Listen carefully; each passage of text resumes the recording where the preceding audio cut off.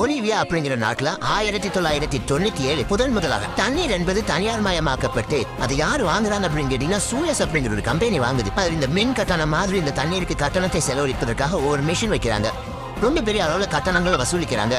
நாங்க மழை நீரை சேகரிக்க போகிறோம், இல்லாட்டி இந்த மாதிரி ஆத்துல ஒரு தண்ணீரை நாங்க எடுத்து உபயோகிக்க போறோம் அப்படின்னு சொன்னோன்னே ஆத்துல ஒரு தண்ணீர் உனக்கு எப்படி சொந்தமாகும், அதுதான் தனியார் மயமாக்கிட்டாங்க அப்படின்னு சொல்லி ராணுவத்தை நிப்பாட்டி யாராவது ஆத்துல தண்ணி எடுக்க வந்து அவங்களை அப்பவே சுட்டு கொள்ள சொல்றாங்க. இப்ப இந்த கம்பெனி தமிழ்நாட்டுக்கு வந்திருக்கு.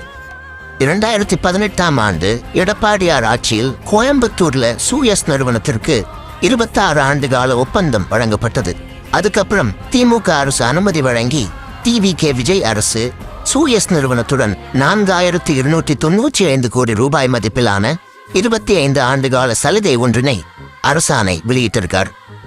இதுக்கு முன்னாடி இருந்த தீய சக்தி இந்த தப்ப பண்ணலாம், ஆனா கத்தி படத்துல தண்ணீருக பேசின நம்ம தளபதி பண்ணுவார்.